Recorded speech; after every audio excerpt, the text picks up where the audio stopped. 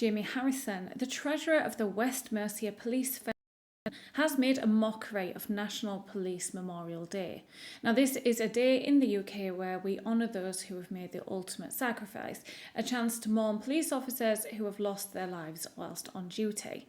Harrison, however, exploited these sad occasions to take his family away on luxury hotel breaks and enjoy fancy room service, all paid for by the very officers he was supposed to represent. So, how did he do it? And not only this, but even more shocking crimes. And why did it take 8 years of exploitation for him to be caught? Well, today we're looking at how he did it and the psychology behind why he decided he was above the law.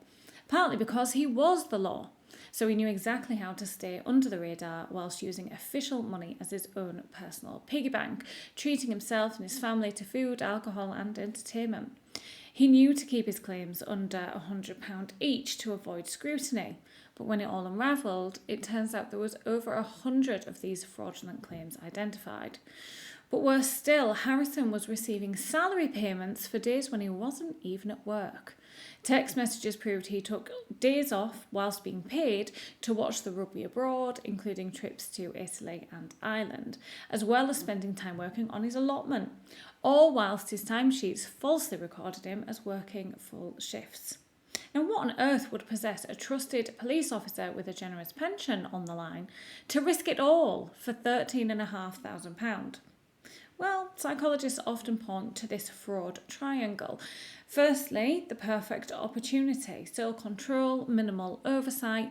I mean, he was a trusted police officer after all. Secondly, pressure. Perhaps his family had a desire for a lifestyle that his salary couldn't quite deliver. And finally, rationalisation. Now, this is a big one. He could have rationalised it all by thinking, well, I work really hard, I'm underpaid, perhaps I deserve this extra treat for my family. Now, in the court hearing, the CPS described his attitude as one of a cavalier nature. Now, in psychology, this often stems from status-based entitlement. So when someone is in a position of power for a long time, the fine line between organisational money and their own money could well begin to blur. And then, of course, once it's worked a few times, successfully getting away with fraud often leads to this overconfidence bias, where the perpetrator believes that they are smarter than the systems and the auditors, and it encourages them to continue and often escalate the behaviour. Now, following a 5-week trial, Harrison was finally sentenced to 2 years and 3 months in prison. So what do you think? Is a 2-year sentence enough for an 8-year betrayal of trust? Rather satisfyingly though, because he was a serving officer at the time, he now may also face pension forfeiture. This means the Home Secretary has the power to take away the employer contributed part of his pension because his crimes have gravely damaged the public's confidence in the police. What do you think? Would that be fair? Let me know in the comments.